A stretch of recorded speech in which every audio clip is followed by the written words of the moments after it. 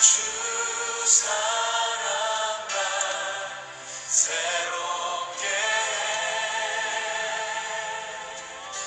나는 주께 속했네. 나는 주께 속했네. 내 마음 다해 우리 주님께 사랑의 고백을 드립니다. I love you, I love you, I love you. I love you, I love you, I love you. I love you, I love you, I love you. 내 모든 것 다해 주만 따라. I love you, I love you, I love you.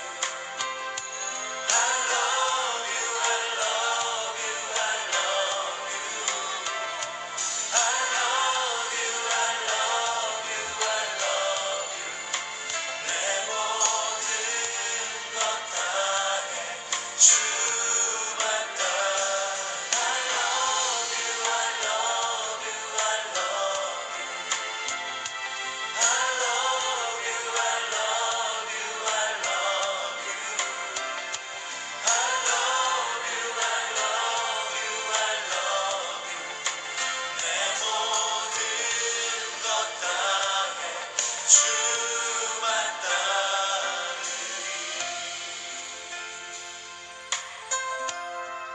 어린 양의 신부이신 여러분, 우리 주님은 우리의 신랑 되십니다. 믿으십니까? 우리 신랑 되신 주님께서 우리에게 말씀하십니다. 나의 사랑, 나의 어여쁜 자야, 일어나 나와 함께 가자. 우리 주님은 우리의 신랑이시지만 온 우주를 지으시고 통치하시는 왕이십니다.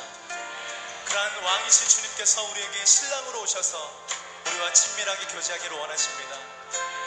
우리 시간 한 번 더 이 고백을 주님 앞에 올려드릴 때에는 하나님, 우리가 주님만을 사랑하기로 결정합니다. 주님만을 따라가기로 결정합니다. 그것은 어떠한 핍박과 고난이 온다 할지라도 변치 않는 우리의 고백입니다. 우리가 순결한 신부로 일어나서 주님만을 따를 것입니다. 함께 이 마음으로 고백하며 나가십시다. I love you, I love you, I love you. I love you, I love you, I love you. I love you, I love you, I love you. 내 모든 것 다해 주만 따라. I love you, I love you, I love you. I love you, I love you, I love you. I love you, I love you, I love you. 내 모든 것 다해 주만 따르리.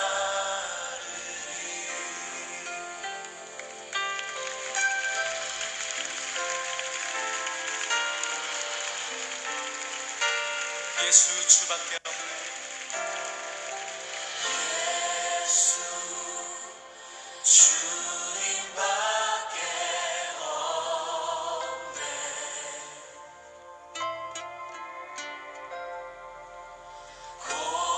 공의로 다스리시네.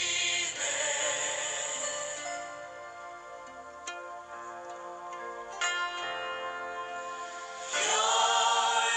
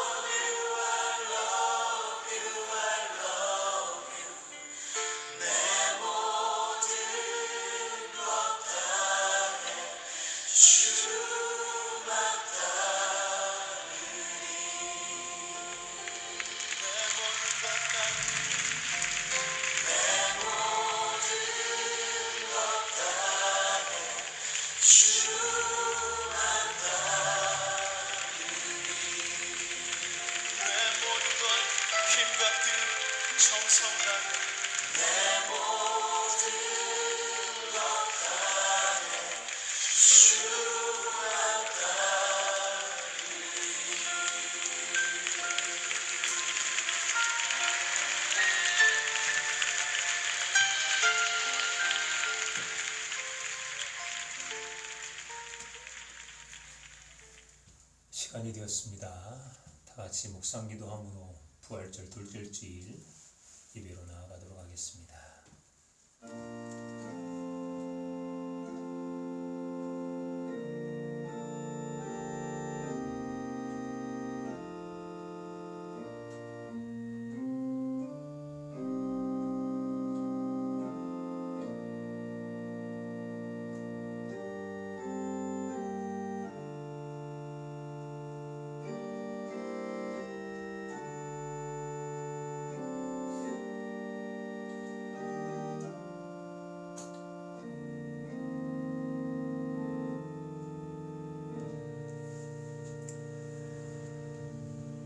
예수께서 이르시되 나는 부활이요 생명이니 나를 믿는 자는 죽어도 살겠고 무릇 살아서 나를 믿는 자는 영원히 죽지 아니하리니 이것을 내가 믿느냐. 하나님은 영이시니 예배하는 자가 영과 진리로 예배할지니라. 아멘. 찬양과 영광을 받으실 주님, 부활의 감격이 아직도 생생하게 살아있는 부활절 둘째 주일에 저희들을 예배의 자리로 초청해 주시니 감사합니다. 부활하신 몸으로 찾아오셔서 사도들에게 보이시고 도마에게 보이시며 성도들에게도 보이신 것과 같이 주님, 오늘 예배하는 저희들에게도 찾아오셔서 영광의 몸을 보여주옵소서. 절망과 탄식과 두려움에 떨고 있는 우리에게도 평안하라 말씀하여 주옵소서. 부활하신 주님과 함께 드리는 이 예배가 복되게 하시고 우리 심령에 참된 소망이 넘쳐나게 하옵소서. 예수님의 이름으로 기원하옵나이다. 아멘. 다같이 찬송가 31장 함께 찬양하시겠습니다.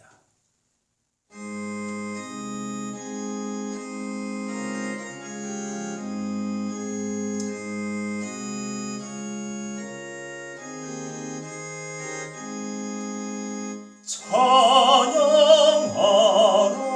복되신 구세주 예수, 백성들아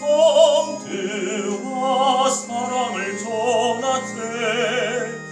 경배하라 하늘의 천군과 전사, 주님 앞에 영광을 돌리세.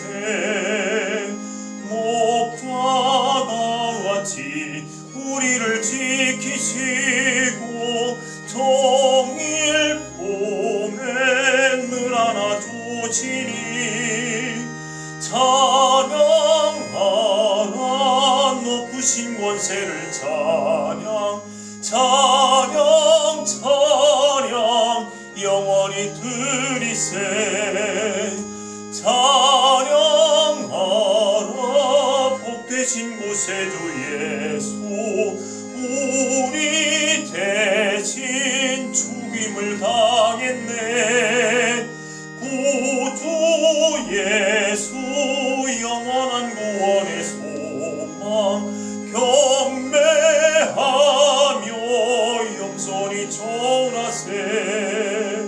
찬양하라 우리 죄 지신 예수, 그의 사랑 한없이 크셔라. 찬양하라 높으신 권세를 찬양 영원히 드리세. 찬양하라 복되신 구세주 예수, 천사들아 즐겁게 찬양해. 구주 예수 영원히 다스리시니 면류관을 주 앞에 드리세. 구주 예수 세상을 이기시고 영광 중에 또다시 오시리. 찬양하라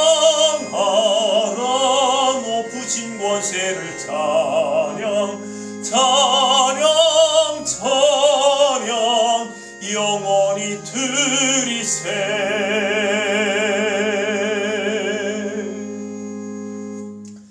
아멘. 우리 이 시간 지난 한 주간 동안 하나님과 사람들 앞에 지었던 수많은 죄악들을 주님이 제단 앞에 참회로 기도 올리는 시간을 갖도록 하겠습니다. 함께 기도하겠습니다.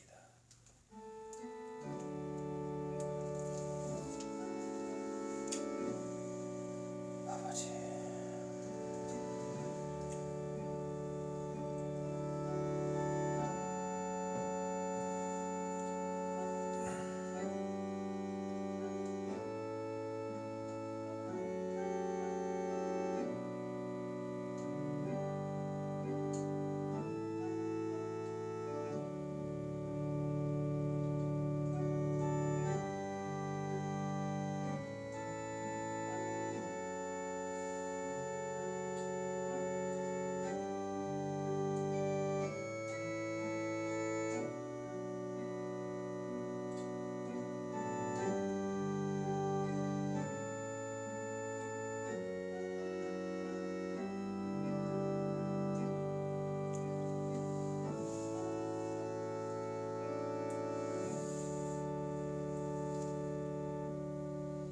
여호와께서 그의 종들의 영혼을 속량하시나니 그에게 피하는 자는 다 벌을 받지 아니하리로다.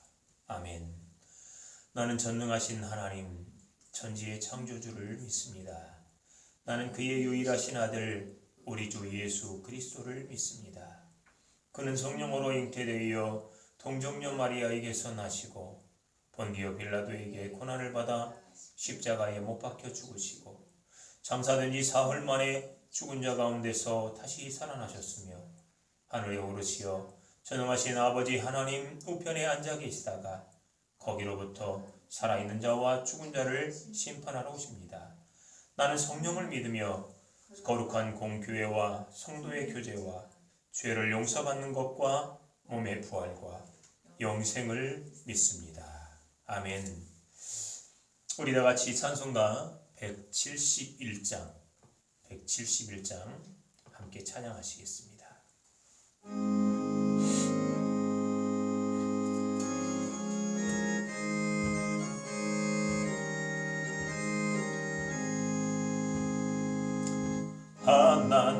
하나님의 독생자 예수 날 위하여 오시었네. 내 모든 죄 사하시려고 십자가를 지셨으나 다시 사셨네. 살아계신 주 나의 참된 소망 두려움이 사라지네. 사랑의 눈에 갈 길 인도하니 내 모든 삶의 기쁨을 충만하네. 주 안에서 거듭난 우리 기뻐하며 찬양하리. 가슴 속에 넘치는 확신 우리의 가는 길에 소망 넘치네. 살아계신 주 나의 참된 소망 두려움이 사라지네. 사랑의 주내 갈 길 인도하니 내 모든 삶의 기쁨을 충만하네.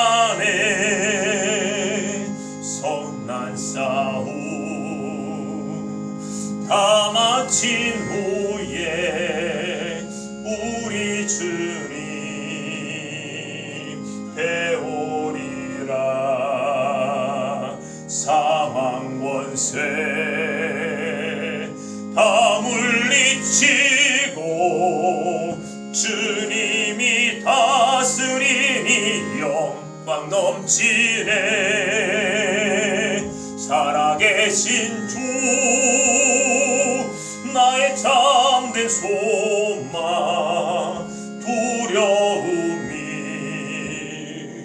사라지네.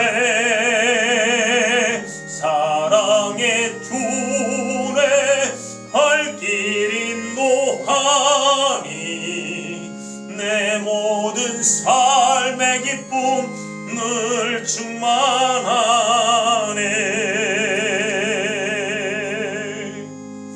아멘. 기도하겠습니다.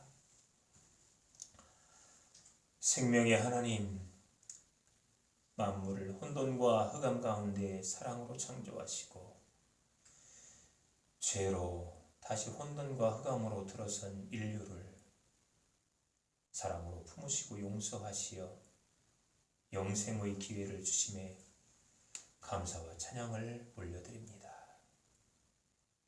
하나님의 사랑으로 세상에 인간의 몸으로 오시어 인류의 약함과 상처에 함께 울며 고통받으시고 치유하신 예수님의 사랑을 사모합니다. 세상의 방법으로 왕의 자리를 차지하지 않으시고 죽음으로 왕의 길을 걸으신 예수님의 걸음에 호산나를 외치며 찬양합니다. 비록 예수님의 이어 제자들이 죽음 앞에서 넘어졌지만 예수님을 사모하는 마음으로 무덤을 찾아간 것처럼 오늘 우리가 주님의 제단 앞으로 달려왔사오니 부활하신 예수님을 만나는 은혜를 베풀어 주옵소서. 거기서 나를 만나리라는 주님의 말씀처럼 주께서 약속하신 예배에서 주님을 만나고 실패의 삶을 극복하고 상심과 두려움이 심령에 위로를 받게 하옵소서. 역사의 주관자 되시는 하나님, 전쟁과 질병, 이기심과 분열로 헤매며 방황하는 인류의 역사에 개입하여 주옵소서.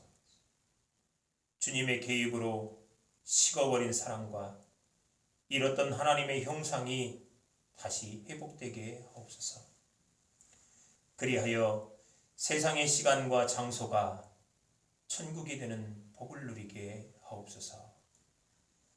아버지 되시는 하나님, 자녀를 위해 희생도 기쁨으로 여기는 아버지의 사랑을 주님이 몸소 행하셔 보여주신 하나님의 나라를 품게 하심에 감사를 드립니다. 또한 이어지는 하나님 나라의 역사를 성도인 우리에게 맡겨주심을 은혜와 영광이라고 고백 올립니다. 그 사명을 온전히 감당하고 그 길을 기쁨과 영광으로 여기면서 살아가기를 소망하오니 저희와 통행하시어 이끄시고 밀어 주옵소서. 이런 우리의 삶이 주님의 임재를 경험하는 십자가의 길이 되게 하옵소서.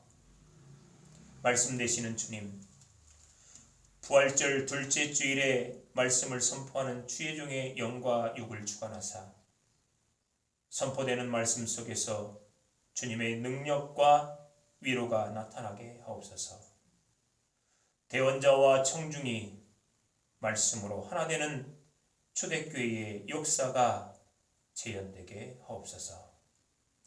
나보다 나를 더 사랑하시고 내가 서 있는 지금이 천국 되게 하시는 예수님의 이름으로 기도드립니다.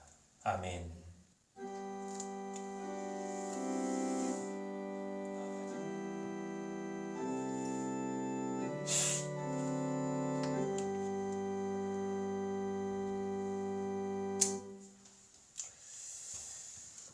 부활절 둘째 주일에 온 세상에 선포하신 하나님의 말씀입니다. 요한복음 20장 11절에서부터 18절까지의 말씀입니다. 신약 183페이지 요한복음 20장 11절에서부터 18절까지의 말씀, 저와 여러분이 한 절씩 교독해 읽도록 하겠습니다. 마리아는 무덤 밖에 서서 울고 있더니 울면서 구부려 무덤 안을 들여다보니 흰 옷 입은 두 천사가 예수의 시체 누웠던 곳에 하나는 머리편에 하나는 발편에 앉았더라. 천사들이 이르되 여자여 어찌하여 우느냐. 이르되 사람들이 내 주님을 옮겨다가 어디 두었는지 내가 알지 못함이니이다. 이 말을 하고 뒤로 돌이켜 예수께서 서 계신 것을 보았으나 예수이신 줄은 알지 못하더라.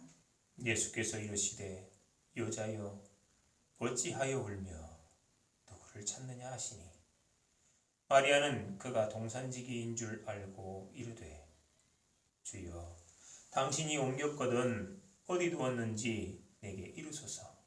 그리하면 내가 가져가리이다. 예수께서 마리아야 하시거늘 마리아가 돌이켜 히브리 말로 라보니 하니 이는 선생님이라는 말이라. 예수께서 이르시되 나를 붙들지 말라. 내가 아직 아버지께로 올라가지 아니하였노라. 너는 내 형제들에게 가서 이르되 내가 내 아버지 곧 너희 아버지 내 하나님 곧 너희 하나님께로 올라간다 하라 하시니 막달라 마리아가 가서 제자들에게 내가 주를 보았다 하고 또 주께서 자기에게 이렇게 말씀하셨다 이르니라. 아멘. 제가 다시 한번 본문의 말씀을 대언해 올릴 때에 성령의 감동이 여러분 안에 충만하기를 축복합니다. 마리아는 무덤 밖에 서서 울고 있더니 울면서 구부려 무덤 안을 들여다보니 흰 옷 입은 두 천사가 예수의 시체에 누웠던 곳에 하나는 머리편에 하나는 발편에 앉았더라. 천사가 이르되 여자여 어찌하여 우느냐. 이르되 사람들이 내 주님을 옮겨다가 어디 두었는지 내가 알지 못함이니이다. 이 말을 하고 뒤로 돌이켜 예수께서 서 계신 것을 보았으나 예수이신 줄은 알지 못하더라. 예수께서 이르시되 여자여 어찌하여 울며 누구를 찾느냐 하시니 마리아는 그가 동산지기인 줄 알고 이르되 주여 당신이 옮겼거든 어디 두었는지 내게 이르소서. 그리하면 내가 가져가리이다. 예수께서 마리아야 하시거늘 마리아가 돌이켜 히브리 말로 라보니 하니 이는 선생님이라는 말이라. 예수께서 이르시되 나를 붙들지 말라. 내가 아직 아버지께로 올라가지 아니하였노라. 너는 내 형제들에게 가서 이르되 내가 내 아버지 곧 너희 아버지 내 하나님 곧 너희 하나님께로 올라간다 하라 하시니 막달라 마리아가 가서 제자들에게 내가 주를 보았다 하고 또 주께서 자기에게 이렇게 말씀하셨다 이르니라. 아멘. 나를 붙들지 말라라는 제목으로 부활절 둘째 주일 말씀을 통하여 함께 은혜를 나누고자 합니다. 지난 한 주는 국내에 눈에 띄는 많은 사건이 있었습니다. 그 가운데 아스트라제네카 백신의 혈전 부작용 논란으로 인한 접종 중단이 단연 으뜸이었습니다. 때마침 4차 유행이 우려되는 상황이 도래했기 때문입니다. 500여 명을 유지하던 확진자 수는 600명을 넘어 700명까지 이르렀습니다. 그러자 정부에서도 다시 규제 조치를 강화하려는 움직임을 보이고 있습니다. 정지된 일상은 해결될 기미는 보이지 않고 위기만 반복되다 보니 국민은 푸념만 늘어가고 이제는 위기의 상황에 점점 무감각해지는 것만 같습니다. 어디에도 희망은 보이지 않고 세상은 멈춰 서버린 것만 같습니다. 이런 현실에서 본문의 이야기는 위로와 지혜로 우리에게 말을 걸어옵니다. 어디선가 들려오는 여인의 울음소리로 본문이 시작됩니다. 예수님의 무덤 앞에서 애절하게 울고 있는 막달라 마리아입니다. 빈 무덤을 확인한 베드로와 요한이 떠나고 마리아만 혼자 남았습니다. 사랑하는 예수님의 시신이 감쪽같이 사라진 것입니다. 막달라 마리아가 할 수 있는 것이라곤 우는 것밖에 없습니다.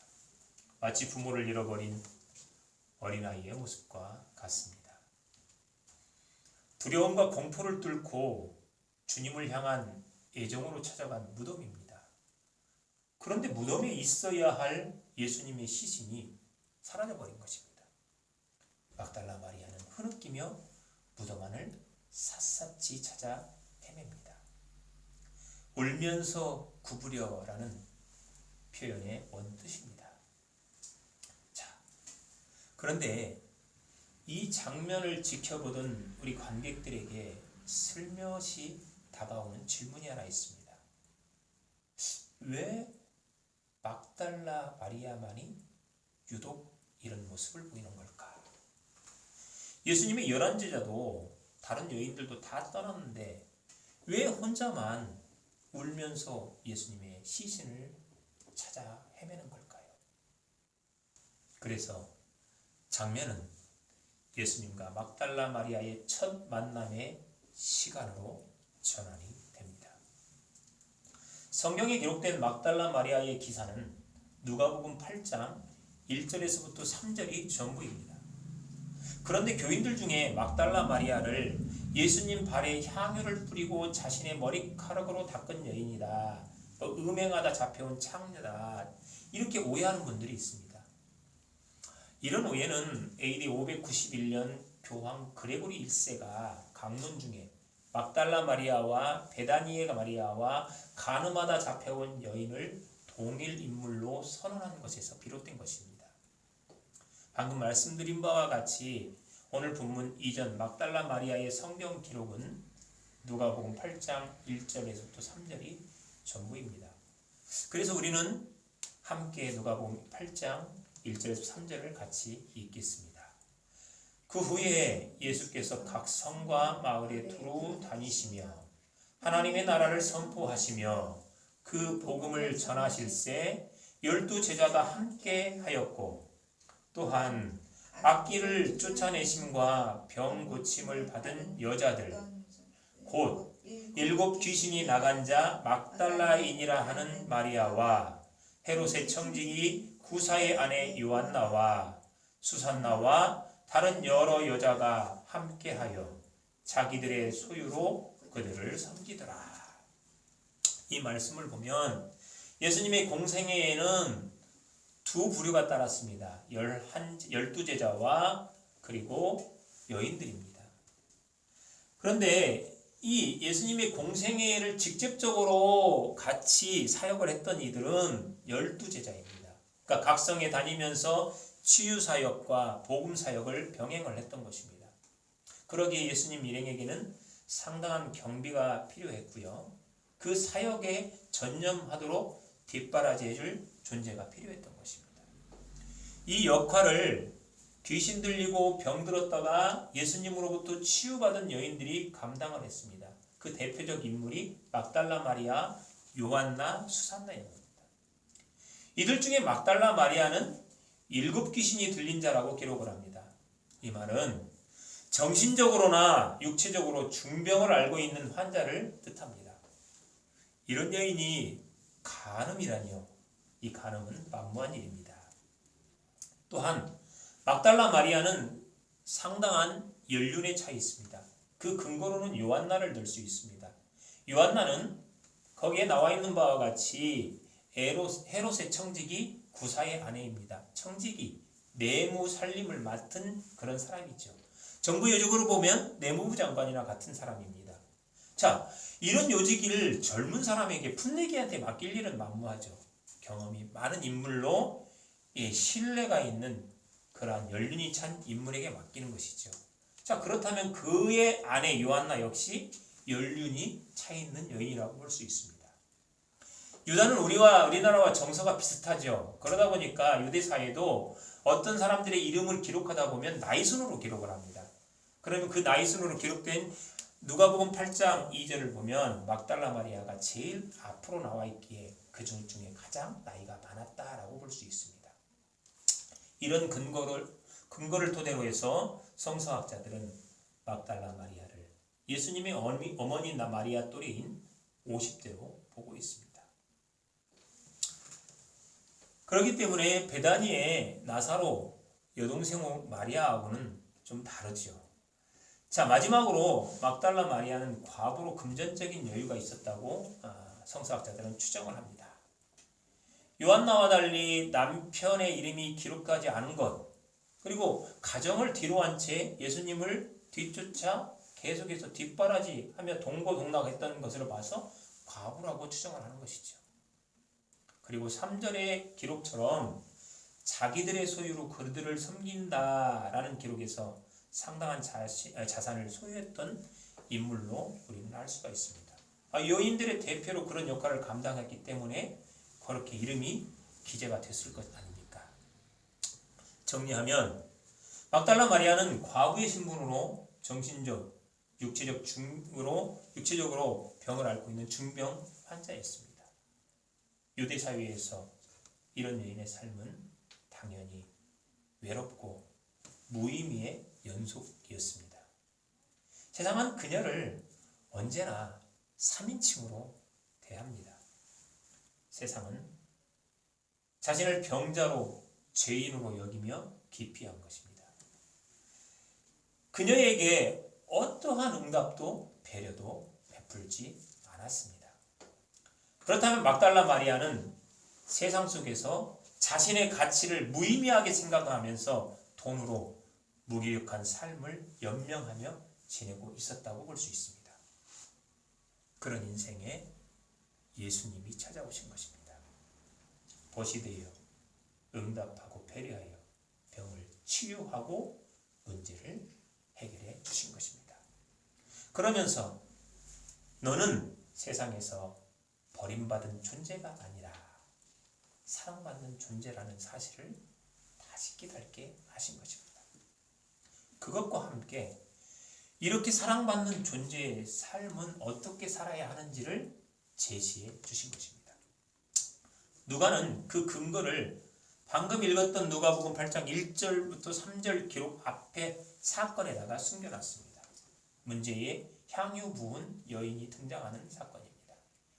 여기에서 막달라 마리아와 연결해야 할 말씀은 요한복음 7장 47절입니다. 같이 읽습니다. 이러므로 내가 네게 말하노니 그의 많은 죄가 사하여졌도다. 이는 그의 사랑함이 많음이라. 사함이 받은 일이 적은 자는 적게 사랑하느니라. 자, 이 일은요, 바리새인 한생병 환자였던 시몬의 집에서 일어난 일입니다. 바리새인 한생병자 시몬이 창녀의 방문에 예수님께 이의를 제기할 때 예수님께서 깨닫게 한 하나님의 뜻입니다. 이 말씀의 배경이 되는 질문은 여러분들이 잘 아는 질문입니다. 500데나리온과 50데나리온을 빚진 자를 탕감했다면 둘 중에 누가 채권자를 더 사랑하겠느냐입니다. 여러분, 500데나리온과 50데나리온을 똑같이 어떤 채권자가 빚을 탕감해 줬다면 어떤 사람이 더 그 채권자를 사랑하겠습니까? 당연히 500데나리온이죠. 시몬도 그렇게 대답을 했습니다. 예수님은 시몬의 대답을 들으시고 향유 부은 여인의 행동을 설명하십니다.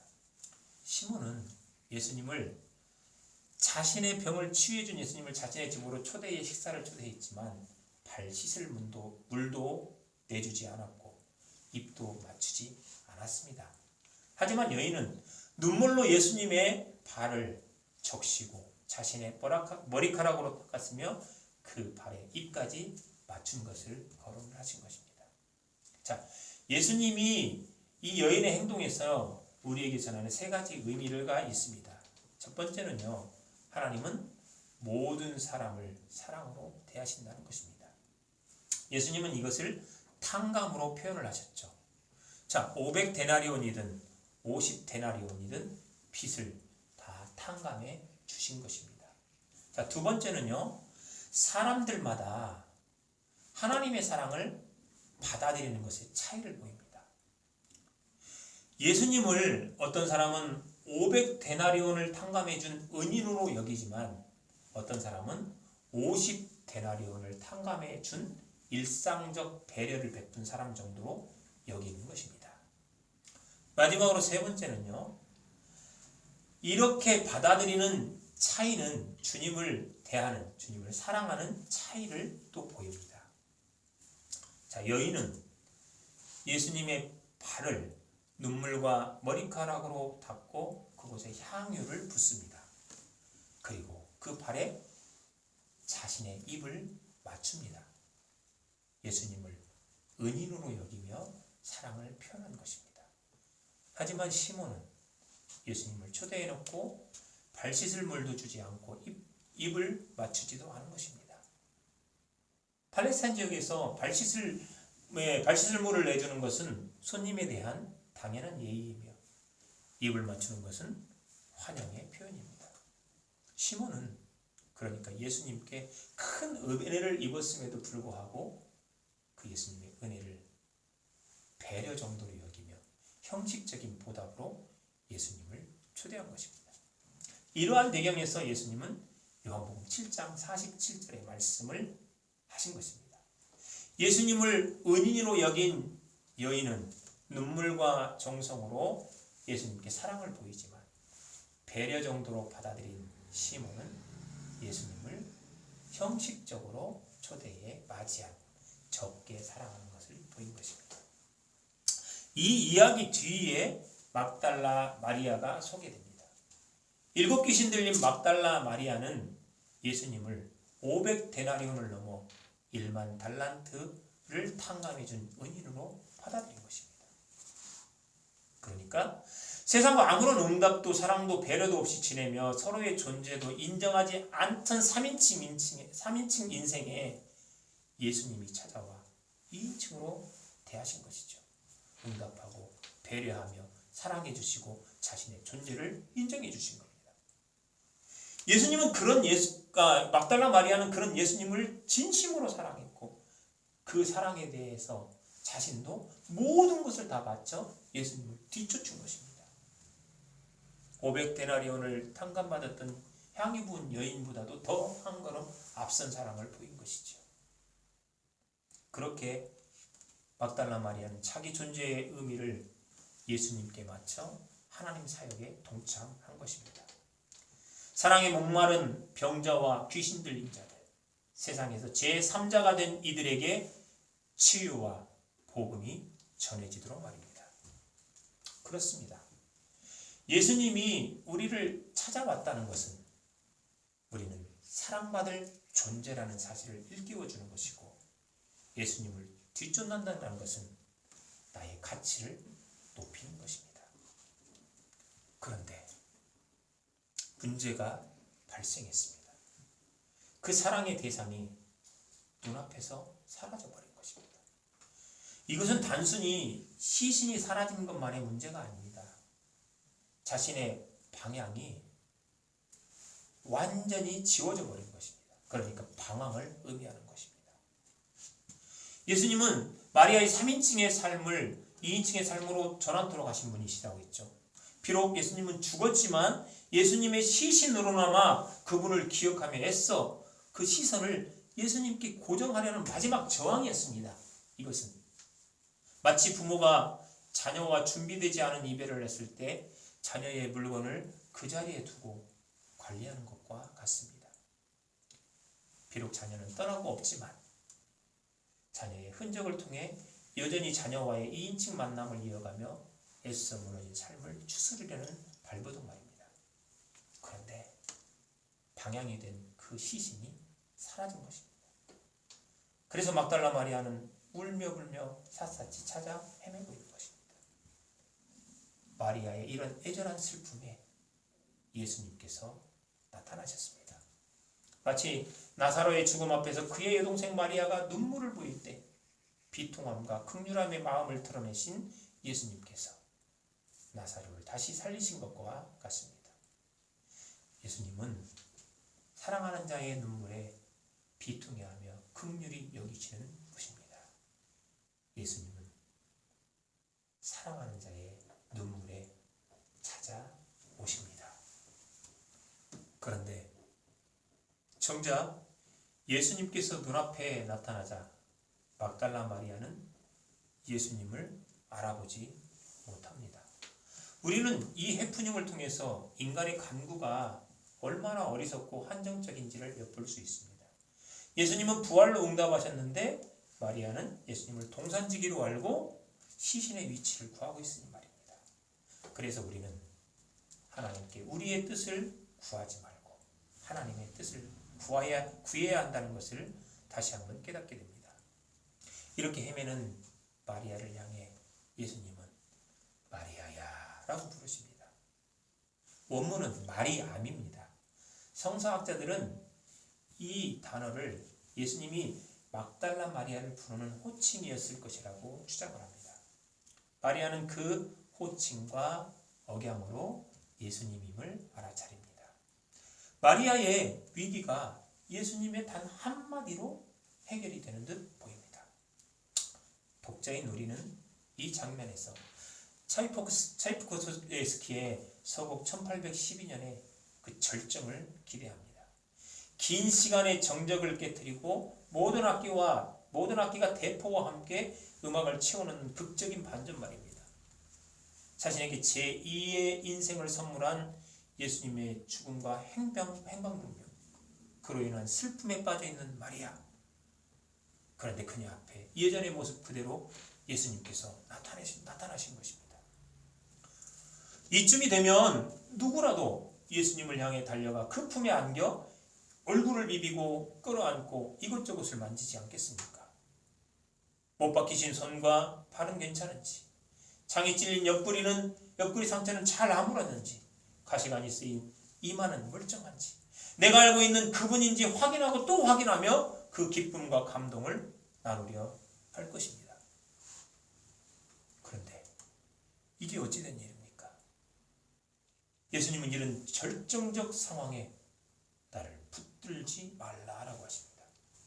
세 번역은 손을 대지 말라라고 하고 우리말 성경은 만지지 말라라고 해석을 합니다. 만지지도 말고 손대지도 말라니요. 이 장면에서 우리의 감정은 차갑게 식어버립니다. 예수님은 막달라 마리아에게 사랑의 대상입니다. 예수님도 막달라 마리아를 사랑하십니다. 죽음으로 헤어진 둘이 다시 재회한 것입니다. 그런데 예수님께서 만지지 마, 손대지 마 하시니 나왔던 눈물도 쏙 들어가지 않겠습니까? 왜 예수님은 이렇게 말씀을 하셨을까요? 예수님의 이 말씀의 의미는 무엇일까요? 우리의 과제는 이 말씀과 장면이 주는 메타포를 찾는 것입니다. 막달라 마리아의 절망은 감각으로 느끼던 사랑이 무너졌기에 온 것입니다. 다시 말해서 더는 예수님을 보지도 듣지도 느끼지도 못하게 된 것입니다. 그래서 시신이라도 만지고 느끼며 위안 삼으려는 것이었죠. 마리아는 그렇게 예수님을 그렇게 보고 느끼며 자신의 전부를 바치고 뒤쫓았던 것입니다. 그런데 죽음과 함께 시신마저 사라졌던 예수님께서 눈앞에 예전과 똑같은 모습으로 나타나신 것입니다. 이것은 예전처럼 감각적으로 예수님을 느끼며 사랑할 수 있게 됐음을 의미하는 것이죠. 그러니까 예전처럼 예수님을 보고 느끼며 따라 살 수 있게 된 것이란 말입니다. 예수님은 그런 막달라 마리아의 생각과 사랑의 방법을 막아 서신 것입니다. 비록 예수님 자신은 부활하여 눈앞에 있지만 하나님 곁으로 가야 하기에 다시 헤어져야 될 운명입니다. 그러니까 부활하신 예수님은 더 이상 감각으로 만나는 대상이 아닙니다. 믿음으로, 체험으로 만나는 대상인 것입니다. 방금 마리아가 목격했고 들었던 지금의 체험을 기억하고 믿는 것입니다. 비록 보이지 않아도 여전히 이전 모습 그대로 지금처럼 곁에 계심을 믿으라는 것입니다. 그러니 이제는 무덤에서 울지도 말고 찾아 헤매지도 말라라는 것입니다. 이것을 기가 막히게 설명한 철학자가 플라톤입니다. 플라톤은 자신의 저서 향연에서 에로스론을 주장을 합니다. 에로스, 라틴어로 우리가 잘 알고 있는 큐피드 또는 아모르입니다. 그는 감각적 대상을 향하는 우리의 사랑을 지상적 에로스라고 불렀고요. 지성적 대상인 이데아에 대한 사랑을 천상적 에로스라고 이름을 붙입니다. 그런데 에로스는 인간에게 감각에 의해서 알 수 있는 영역에서 지성에 의해서 알 수 있는 영역으로 올라가는 사다리를 놓습니다. 자, 이데아에는 헬라어로 보이는 것, 알려진 것을 지금 의미합니다. 하지만 플라톤은 인간 감성을 초월한 존재로 이 에로스를 사용을 합니다. 이데아를 사용을 합니다. 그러니까 플라톤이 말하는 이데아는 인간의 감각을 초월한 것으로 보이지 않느나 보이는 것으로 알고 믿는 것을 말합니다. 이런 에로스의 역할은 인간이 지혜와 선함과 아름다움에서 언제나 더 우월한 대상을 찾아가는 제2의 항해를 하도록 합니다. 그러므로 사랑으로 사랑하는 인간의 인생은 멈춤도 좌절도 없는 것입니다. 그 사랑이 영혼의 전향을 일으켜서 인간을 불멸의 존재로 이끈다는 것입니다. 플라톤은 감각을 넘어선 지성적인 사랑을 하게 되면 비록 보이지 않지만 알고 보는 것처럼 사랑하기 때문에 불멸의 사랑을 하면서 살아가게 된다고 말하는 것입니다. 이 플라톤의 이론을 막달라 마리아에 적용을 하면 이렇게 되는 거죠. 막달라 마리아는 예수님의 방문으로 3인칭의 삶에서 2인칭의 삶으로 전향을 합니다. 마리아는 그런 예수님의 사랑을 은혜로 알고 모든 것을 바쳐 예수님을 뒤쫓고 사랑을 하죠. 그런데 그렇다면 이 사랑이 무의미하고 무가치했던 삶에 지금 그 막달라 마리아 삶에 생명을 불어넣은 것입니다. 막달라 마리아는 그렇게 예수님을 보고 느끼면서 사랑하는 것입니다. 그런데 대상인 예수님이 사라져버립니다. 그러자 그의 사랑도 한계가 찾아온 것이죠. 바로 지상적 사랑입니다. 감각적 사랑이 주는 한계입니다.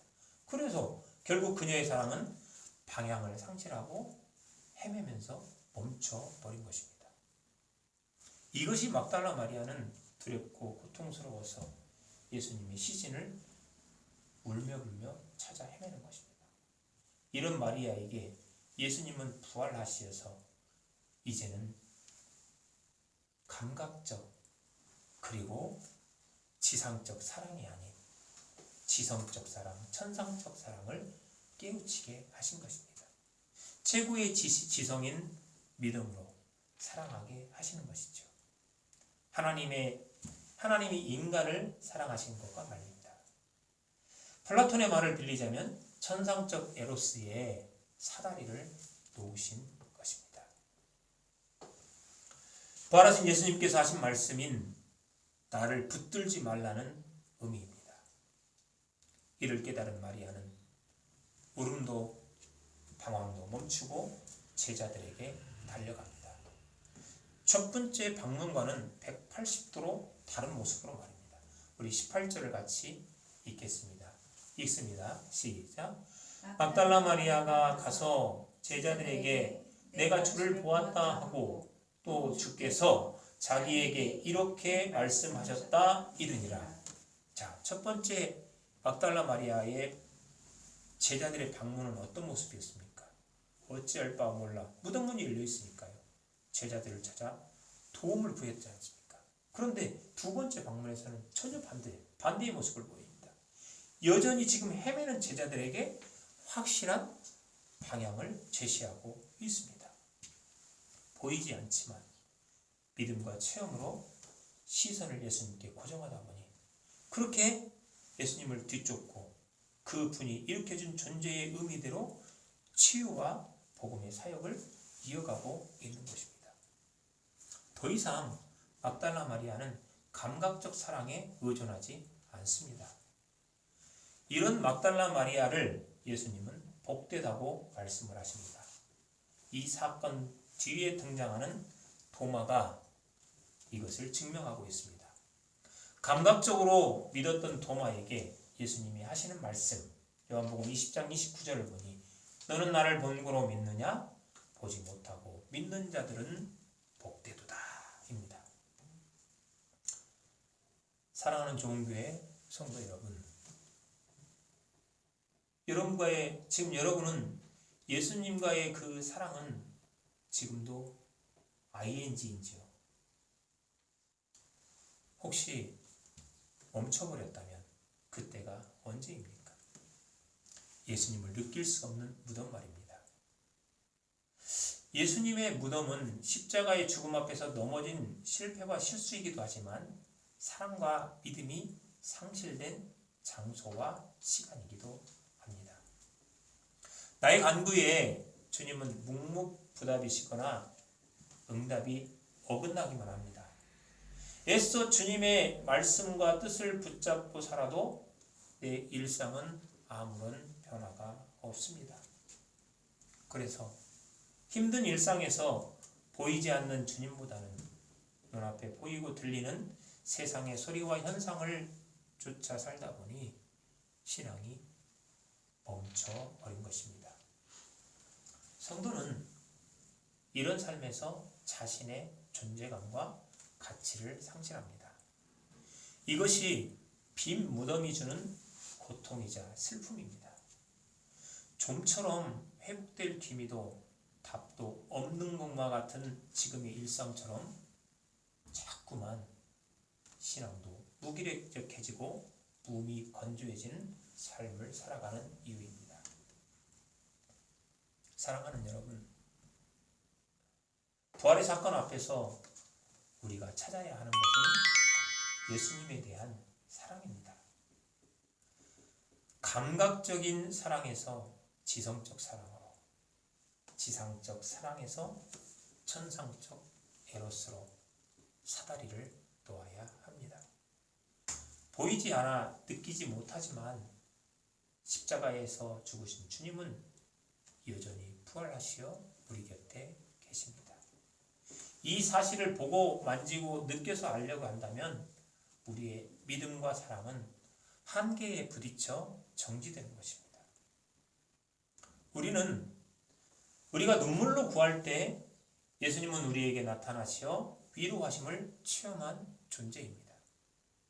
그렇게 예수님은 항상 우리 곁에 계시고 동행하십니다. 그러므로 우리는 시선을 감각에 두지 말고 말씀과 믿음에 고정해야 합니다. 내 존재 가치를 인정하시고 나를 찾으신 사랑의 주님은 감각으로 느낄 수 없지만 여전히 우리 존재를 인정하시며 높이십니다. 부활하신 예수님은 이렇게 우리를 사랑하고 계십니다. 그렇다면 우리도 예수님처럼 예수님을 사랑해야 합니다. 그것이 내 존재 가치를 높이는 방법이고 무기력하고 무의미한 일상에서 벗어나는 방법입니다. 사랑하는 여러분, 예수님을 감각으로 사랑하지 말고 지성으로 사랑하기를 축복합니다. 우리는 비록 변화도 없고 응답도 없어 예수님이 사라진 것처럼 보이지만 부활하신 주님이 곁에서 항상 동행하심을 믿고 말씀을 따라 나아가야 합니다. 우리의 영혼이 전향되어서 지성적 사랑으로 주님을 따르고 헌신할 때 우리는 불멸의 존재가 됩니다. 독수리가 어미의 날개에 올라타 창공을 낳은 것과 같이 우리는 예수님의 부활에 올라타서 사랑으로 불멸의 인생을 살아가게 됩니다. 바로 저와 여러분이 예수님과 나누는 사랑이며 예수님을 향한 신앙입니다. 같이 찬양 545장 찬양하시면서 준비한 예물 하나님께 드리도록 하겠습니다.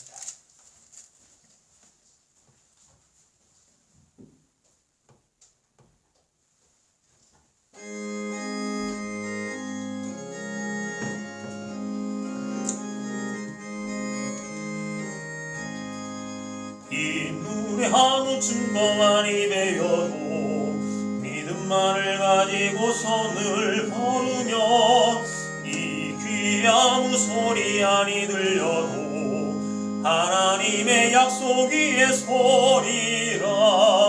걸어가세 믿음 위에 서서 나가세 의심 버리고 걸어가세 믿음 위에 서서 눈과 귀에 아무 증거 없어도 이 눈이 보기에는 어떠하든지 이미 얻은 증거대로 늘 믿으며 입안에 의심 없이 살아갈 때에 우리 소원 주 안에서 이루리. 걸어가세 믿음 위에 서서 나가세 의심 버리고 걸어가세 믿음 위에 서서 눈과 귀에 아무 증거 없어도 주님의 거룩함을 두고 맹세한 주 하나님 아버지는 참 기쁘다.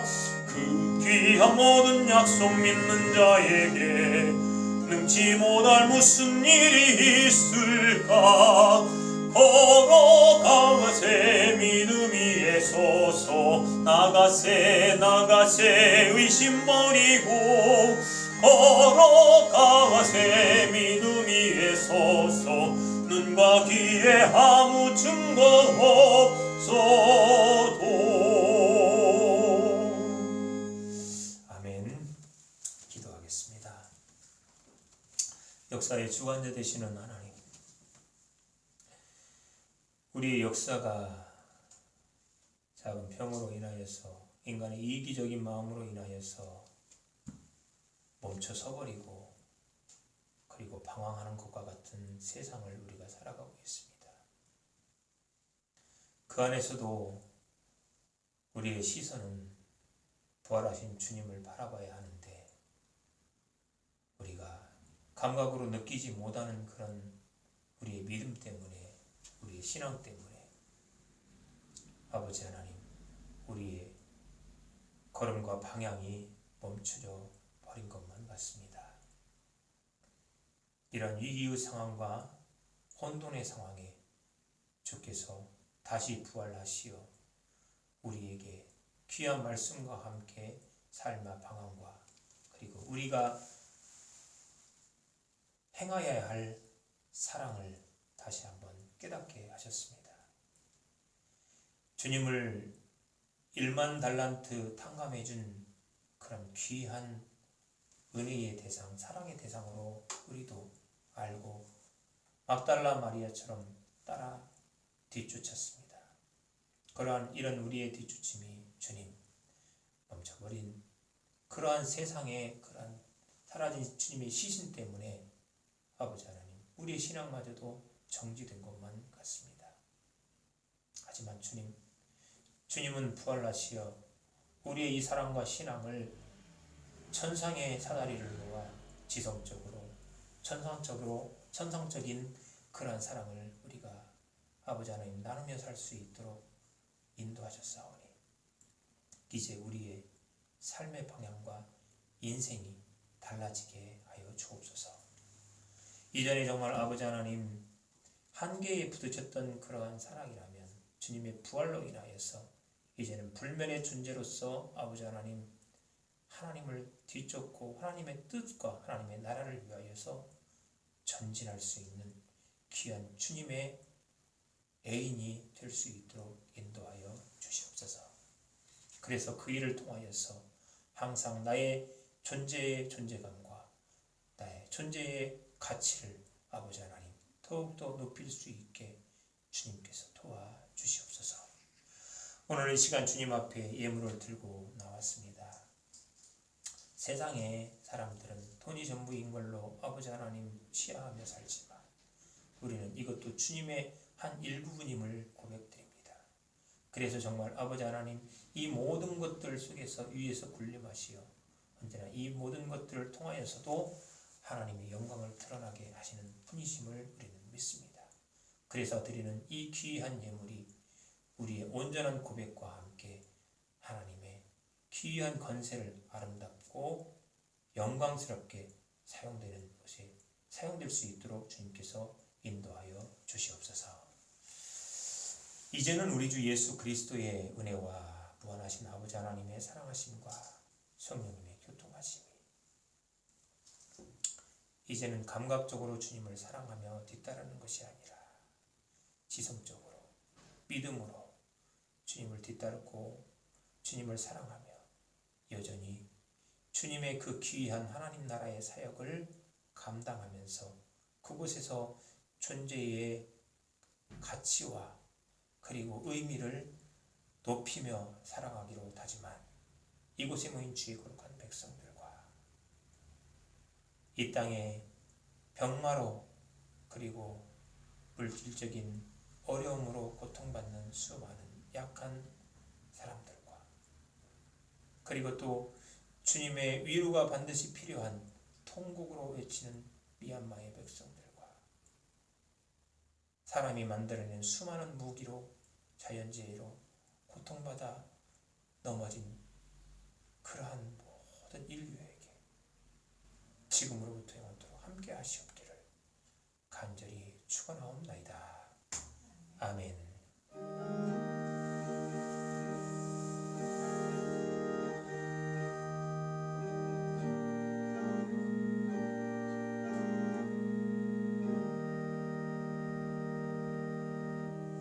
우리 예배를 받으신 하나님께 영광의 박수 올리겠습니다. 화성의 말씀을 선포합니다. 하나님의 말씀을 따라 성령의 능력을 힘입어 예수 그리스도의 군병과 종으로서 부활의 주님과 천상의 사랑을 하며 살아가기 위해 세계 속으로 나아갈지어다. 아멘. 주여 저희와 함께 하옵소서. 아멘. 주여 저희와 함께 하옵소서. 예배 마치겠습니다. 복되신 한 주 보내시길 축복합니다.